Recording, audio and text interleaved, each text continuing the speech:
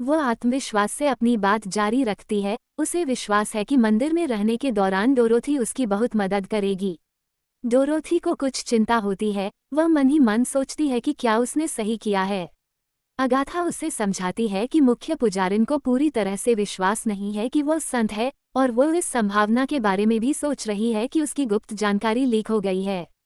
Dorothy सोचती है कि मुख्य पुजारिन ने उसे अपने पास क्यों रखा है, और अगाथा जवाब देती है कि उसे लगता है कि वो उपयोगी हो सकती है और बेहतर होगा अगर वह सचमुच असली संत हो। फिलहाल वो उसे अपने पास इसलिए रख रही है ताकि उसके रहस्य उजागर न हों। मुख्य पुजारिन बातचीत समाप्त करती है और डोरोथी को आराम करने के लिए कहती है और बताती है कि वो उसकी ज़रूरतों को पूरा करने के लिए एक नौकरानी नियुक्त करेगी। डोरोथी उसे रोकती है और कहती है कि उसे थोड़ी देर इंतजार करना होगा। डोरोथी उससे सीधे पूछती है कि वह संत के पुनरागमन की घोषणा कब करने वाली है। मुख्य पुजारिन कहती है कि मंदिर के मामलों में हस्तक्षेप करना अभी जल्दबाजी होगी और वह 1 सप्ताह के भीतर इसकी घोषणा करने का इरादा रखती है, लेकिन डोरोथी जोर देती है कि 1 सप्ताह बहुत लंबा समय है। वह घोषणा कल करने की मांग करके उसे चौंका देती है, जिससे मुख्य पुजारिन को गहरा सदमा लगता है। डोरोथी जिद करती रहती है और इस बात पर जोर देती है कि घोषणा सुबह के अखबारों में छपनी चाहिए और आधिकारिक समारोह बाद में आयोजित किए जा सकते हैं। डोरोथी मन ही मन सोचती है कि सम्राट थियोडोर के आदमी उसे गिरफ्तार करने आ चुके हैं और सप्ताह के अंत तक उसकी मृत्यु हो जाएगी। मुख्य पुजारिन क्रोधित हो जाती है, ये सोचकर कि अगर डोरोथी धोखेबाज निकली तो मंदिर का भी अंत हो जाएगा। वह सोचती है कि अब वो उससे इतना बड़ा जोखिम उठाने के लिए कैसे कह सकती है। मुख्य पुजारिन उसके चेहरे पर चिल्लाती है, ये सोचकर कि उसकी हिम्मत कैसे हुई उससे, मुख्य पुजारिन से, इस तरह बात करने की। डोरोथी उसके रवैये में अचानक आए इस बदलाव से फिर से हैरान हो जाती है और अगाथा उसे पीछे हटने के लिए कहती है। अचानक एक तेज नीली रोशनी महापुजारिन को घेर लेती है और वह सदमे से जम जाती है। अगाथा अत्यंत क्रोधित अवस्था में प्रकट होती है और महापुजारिन को फटकार लगाती है कि स्वयं को महापुजारिन कहने के बावजूद उसमें विश्वास की कमी और लालच अधिक है। अगाथा की शक्ति महापुजारिन को हवा में उठा लेती है। बाद वाली अविश्वास से चीखती है, ये सोचकर कि क्या वह सचमुच दैवीय शक्ति का प्रयोग कर रही है, और तुरंत नीचे उतारने की मांग करती है। मासूम मुस्कान के साथ डोरोथी हवा में लटकी हुई महापुजारी से पूछती है, कल इसकी घोषणा करने के बारे में आपका क्या विचार है। कुछ ही देर बाद महापुजारी डोरोथी को विदाई देती है और उसे आराम करने के लिए कहती है। डोरोथी उन्हें धन्यवाद देती है और राहत की सांस लेते हुए कमरे से निकल जाती है। डोरोथी अगाथा की ओर मुड़कर कहती है कि उसने जो किया वह अद्भुत था। अगाथा हंसती है और पूछती है कि क्या उसे आश्चर्य हुआ। डोरोथी जवाब देती है कि उसे न केवल आश्चर्य हुआ, बल्कि उसे लगा कि उसकी धड़कन रुक जाएगी। अगाथा माफी मांगती है और समझाती है कि उसकी शक्ति अभी भी कमजोर है और वह ज्यादा कुछ नहीं कर सकती थी, लेकिन उसे खुशी है कि इससे मुख्य पुजारिन को मनाने में मदद मिली। डोरोथी उसे दिल से धन्यवाद देती है। डोरोथी सोचती है कि अगाथा की वजह से उसे लगता है कि मुख्य पुजारिन कुछ समय तक उसे परेशान नहीं कर पाएगी। अगाथा बताती है कि उसकी शक्ति धीरे धीरे वापस आ रही है, शायद डोरोथी की वजह से, और अगर दूसरे देवता भी उसकी तरह अपनी शक्ति वापस पा लेते हैं तो वे भी जल्द ही अपनी दिव्य शक्ति का प्रदर्शन कर पाएंगे, हालांकि पूरी शक्ति वापस पाने में उन्हें अधिक समय लगेगा। इन सब के बावजूद अगाथा को लगता है कि डोरोथी से मिलने के बाद सब कुछ ठीक हो जाएगा। अचानक अगाथा रुक जाती है, उसे कुछ गड़बड़ महसूस होती है और वो डोरोथी से कहती है कि उससे उसका संबंध कमजोर होने लगा है। अगाथा बताती है कि इस कमजोर संबंध का कारण संभवतः किसी ऐसी शक्ति का आगमन है जिसे इस स्थान से महसूस नहीं किया जा सकता। डोरोथी चिंता से भर जाती है कि यदि यह शक्ति ऐसी है जिसे अगाथा भी महसूस नहीं कर सकती, तो यह निश्चित रूप से कोई बेहद खतरनाक व्यक्ति होगा। अचानक एक पुजारी घबराकर कमरे में आता है और संत कहकर पुकारता है। पुजारी ने हैरान डोरोथी को बताया कि सम्राट आ गए हैं और प्रधान पुजारिन ने उन्हें तुरंत छिपाने का आदेश दिया है। पुजारी उसे तेजी से ले जा रहे थे, तभी डोरोथी सोचने लगी कि उसने सम्राट की इतनी तेजी की उम्मीद नहीं की थी और उनका खुफिया नेटवर्क उसकी कल्पना से कहीं ज्यादा मजबूत है। डोरोथी ने सोचा कि छिपने के लिए सबसे अच्छी जगह वही है जहां बहुत सारे लोग हों, इसलिए उसने पुजारी से उसे पास के गिरजाघर ले जाने का अनुरोध किया।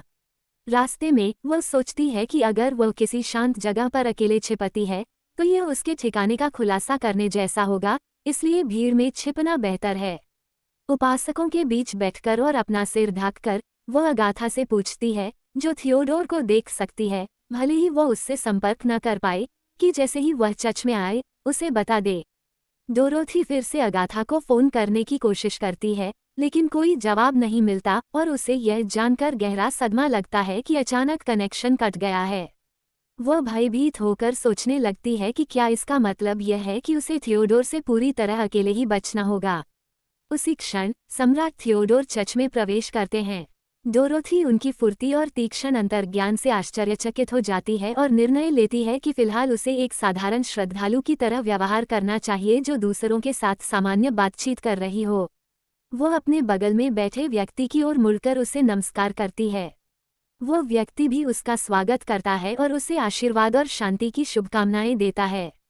डोरोथी अपना अभिनय जारी रखते हुए अभिवादन का जवाब देती है और उससे पूछती है कि वह कैसा है। वह आदमी जवाब देता है कि वह ठीक है। जब सम्राट गिरजाघर में घूम रहा होता है तो उसे अपने आसपास लोगों की फुसफुसाहट सुनाई देती है। एक सोचता है कि भगवान कब उनकी प्रार्थना सुनेंगे, दूसरा शिकायत करता है कि उसका गठिया रोग बढ़ रहा है और तीसरा इस बारे में बात करता है कि उनसे और अधिक भेंट चढ़ाने की अपेक्षा की जाती है। सम्राट डोरोथी के पास से गुजरते हैं, जो दूसरे आदमी से हाल के कठिन समय के बारे में बात कर रही थी। अचानक सम्राट उसके ठीक सामने रुक जाते हैं और उसे संबोधित करते हुए कहते हैं, तुम। फिर उसे अपना सिर उठाने का आदेश देते हैं। डोरोथी हैरानी से अपना सिर उठाती है। सम्राट उससे उसका नाम पूछते हैं। कुछ क्षण एक दूसरे को घूरने के बाद वह जवाब देने का अपना आदेश दोहराते हैं। डोरोथी उलझन में जवाब देती है, अपना नाम मारिया बताती है और मन ही मन सोचती है कि अनजाने में वह उन्हें विस्मय से घूर रही थी। सम्राट उससे पूछते हैं कि उसने अपना सिर क्यों नहीं हटाया। वह जवाब देती है कि वह इस समय तपस्या कर रही है। सम्राट व्यंग्यात्मक मुस्कान के साथ कहते हैं कि अगर उसकी तपस्या उसके जीवन से अधिक महत्वपूर्ण है तो वह सिर ढके रह सकती है। वह तुरंत घोषणा करती है कि वह इसे हटा देगी, जबकि डोरोथी अपना सिर ढकने वाला कपड़ा हटा देती है। वह मन ही मन सोचती है कि हालांकि ऐसे विचारों का ये समय नहीं है, फिर भी वह बेहद आकर्षक है। सम्राट उसे ध्यान से देखता है और सीधे उससे पूछता है कि क्या वह संत है। सम्राट अपनी बात जारी रखते हुए व्यापारिक केंद्र की उस धोखेबाज संत का वर्णन करते हैं जिसने जुआघरों पर कब्जा कर लिया था। फिर उसकी ओर इशारा करते हुए पूछते हैं कि क्या वह वही महिला है। डोरोथी उलझन में पड़कर इनकार करने की कोशिश करती है, ये सोचकर कि वह किस बारे में बात कर रहे हैं। सम्राट आत्मविश्वास से मुस्कुराते हुए पुष्टि करते हैं कि उनका अनुमान है कि वह वही महिला हैं। डोरोथी मन ही मन सोचती है कि अगाथा की अनुपस्थिति का बहुत बड़ा प्रभाव है और उसने पहले कभी इतना आत्मविश्वास से व्यवहार नहीं किया था, सिवाय इसके कि देवता उसकी सहायता कर रहे थे। डोरोथी समझ जाती है कि वह उसकी परीक्षा ले रहा है और फिलहाल अनजान होने का नाटक जारी रखने का फैसला करती है। वह सोचती है कि फिलहाल उसके पास उसे मदद करने की घोषणा करने का कोई साधन या शक्ति नहीं है। वह अभी सम्राट के लिए कोई निर्णायक मोहरा नहीं है, बस एक अस्थायी परेशानी है। अगर उसे जीवित रहना है तो यही एकमात्र रास्ता है। विषय बदलने की हताश कोशिश में डोरोथी बेहद शर्मीली होने का नाटक करती है और उससे पूछती है कि क्या उसने जो कहा उसका मतलब यह है कि वो उसे पवित्र और सुंदर समझता है। वह पूरे उत्साह से अपना अभिनय जारी रखती है और अपनी अपार खुशी जाहिर करती है कि उसे विश्वास ही नहीं हो रहा कि इतना सुंदर व्यक्ति उसकी इतनी तारीफ करेगा। सम्राट उसकी इस अप्रत्याशित प्रतिक्रिया से पूरी तरह हैरान हो जाते हैं और उनके चेहरे पर विस्मय के भाव दिखाई देते हैं। डोरोथी शर्माते हुए अपना अभिनय जारी रखती है और कहती है कि अगर वो उसे ऐसे ही घूरते रहे तो उसे शर्म आएगी। सम्राट ने कठोर स्वर में डोरोथी से पूछा कि क्या उसका दिमाग खराब हो गया है। डोरोथी मन ही मन सोचती है कि उसके शब्द कठोर हैं और उसे अत्यधिक शर्मिंदगी महसूस होती है, लेकिन वो खुद को समझाती है कि यह वास्तविक मृत्यु से बेहतर है। फिर उसे मूल उपन्यास से एक महत्वपूर्ण जानकारी याद आती है। सम्राट थियोडोर ने सिंहासन पर बैठने के बाद भी कभी महारानी नहीं बनाई। वह इसका कारण बताती हैं। उन्हें सत्ता की चाह रखने वाली महिलाओं द्वारा अनगिनत उत्पीड़न का सामना करना पड़ा और मंदिर से संबद्ध न होने वाले कुलीन परिवारों के बीच अंतर करना कठिन होने के कारण उन्हें उन महिलाओं से घृणा होने लगी जो निडर होकर उनके पास आती थीं। डोरोथी अपना अभिनय जारी रखती है एक थोड़ी पागल लड़की होने का नाटक करती है, लेकिन उसकी खूबसूरती से इतनी मुग्ध है कि वह अपने दिल की बात खुलकर कह देती है। मन ही मन वह अपने डर को स्वीकार करती है, लेकिन समझती है कि संत की खोज से उसका ध्यान हटाने का यही एकमात्र तरीका है। तभी सम्राट का सहायक इसहाक अचानक वहां आ जाता है और गुस्से से उससे पूछता है कि उसे किसने भेजा है, और विस्काउंट होमेरी या बैरन एकुफिया जैसे रईसों के नाम सुझाता है। इसहाक सोचता है कि उसने उन परिवारों की सभी महिलाओं की जांच कर ली है और उनसे दूरी बनाए रखी है। फिर उसे काउंट चोयस्की पर शक होता है और वह उसे मुखबिर कहता है। इसके विपरीत डोरोथी इन सभी नामों की विचित्रता पर असमंजस में पड़ जाती है, जो चूहे, जोंक और तिलचिट्टे जैसे लगते हैं। डोरोथी को राहत मिलती है कि उन्होंने स्थिति को गलत समझा है, और वह अपना अभिनय जारी रखती है, ये दावा करते हुए कि उसे इन मामलों की कोई जानकारी नहीं है और वह केवल तीर्थयात्रा पर आई थी। फिर वह अचानक खड़ी हो जाती है और जोर से घोषणा करती है कि यदि सम्राट उसे चाहे तो वह अपनी प्रतिज्ञाओं को तोड़ने के लिए तैयार है। वह झूठे उत्साह से कहती है कि उसे विश्वास है कि ईश्वर उनके प्रेम को समझेंगे और साहपूर्वक उनके पास जाएंगे। वह मन ही मन सोचती है, काश वह ईश्वर की नज़रों में पूरी तरह से पागल और विक्षिप्त दिखाई दे, जबकि सम्राट चुपचाप उसे देखते रहते हैं। इसहाक गला साफ करते हुए सम्राट से कहता है कि उन्हें महल लौटना होगा और डोरोथी को एक विचित्र, पागल औरत बताता है।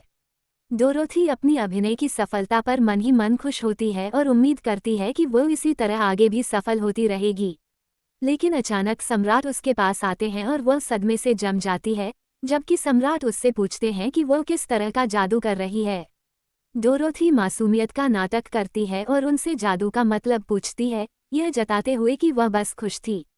सम्राट उसे धमकी देता है कि अगर उसका नाटक मात्र है और उसे पता चल गया कि उसने उससे झूठ बोला है, तो उसकी जान भी काफ़ी नहीं होगी। वह निर्मम स्वर में कहता है कि उसकी जान भी इस कीमत को चुकाने के लिए काफ़ी नहीं होगी। डोरोथी भयभीत हो जाती है, उसे एहसास होता है कि उसे सम्राट को कम नहीं आंकना चाहिए और हो सकता है कि वह सचमुच इसी तरह मर जाए। हताशा के क्षण में वह अपनी योजना बदलने का फैसला करती है, उसके सामने झुककर बार बार क्षमा मांगती है। वह दावा करती है कि वह महज एक मूर्ख आम नागरिक है, और जब सम्राट जैसे कुलीन व्यक्ति ने उस पर दया दिखाई तो वह लालची हो गई।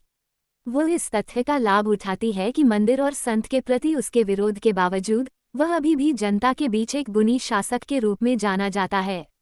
वह माफ़ी मांगते हुए कहती है कि उसे एक दयनीय और मूर्ख आम नागरिक के रूप में देखा जा रहा है। चेहरा छुपाते हुए वह आगे कहती है कि यह कहना शर्मनाक है, लेकिन उसे अक्सर कहा जाता था कि वह सुंदर है, और गरीब होने के कारण वह मूर्खतापूर्ण सपने देखती थी।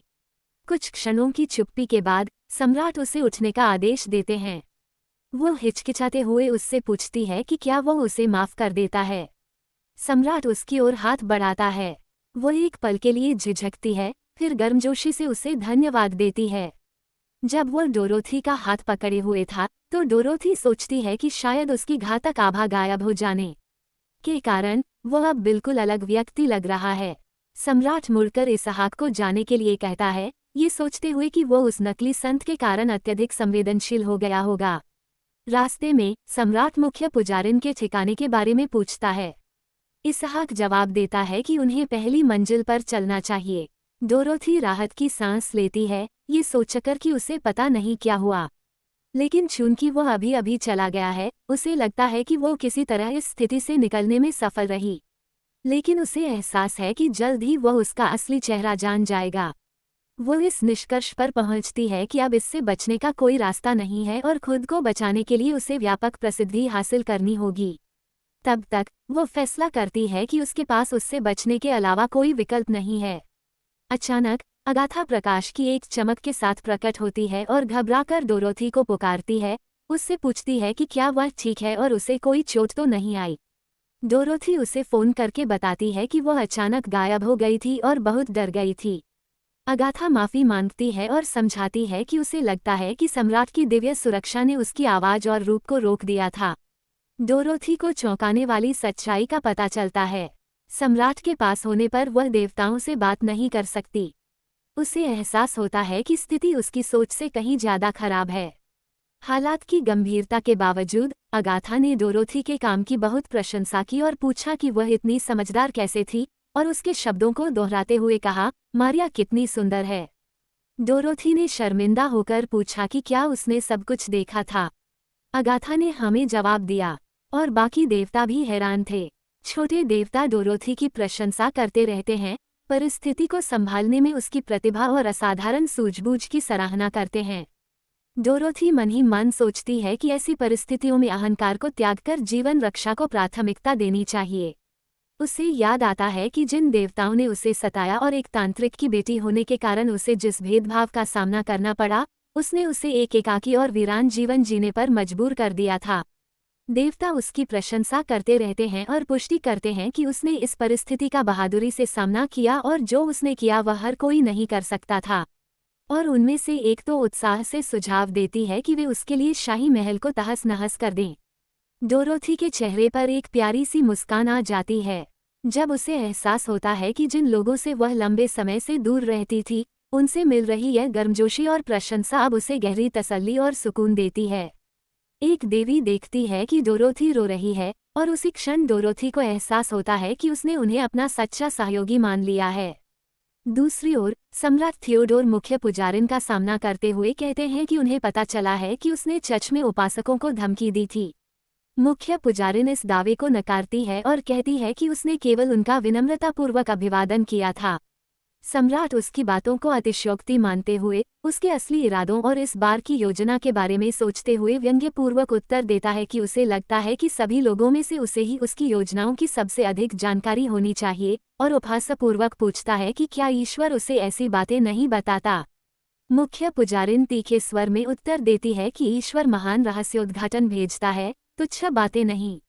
सम्राट अपना उपहास जारी रखता है और कहता है कि ईश्वर से संवाद के माध्यम से लोगों के रहस्यों को जानने में सक्षम एक नई संत का प्रकट होना विचित्र है, विशेषकर इसलिए क्योंकि स्वयं मुख्य पुजारिन को कुछ सुनाई नहीं देता, जिससे ये संकेत मिलता है कि ईश्वर को उसकी कोई परवाह नहीं है। सम्राट घोषणा करते हैं कि वे अब प्रस्थान करेंगे और उनका आना केवल अभिवादन करने के लिए था। जाने से पहले वे कठोर स्वर में उन्हें याद दिलाते हैं कि उनकी बढ़ती उम्र को देखते हुए अब उत्तराधिकारी की तलाश करने का समय आ गया है। उसके चले जाने के बाद महापुजारिन क्रोधित होकर जोर जोर से अपनी मेज पीटती है और अपशब्द बड़बड़ाती है।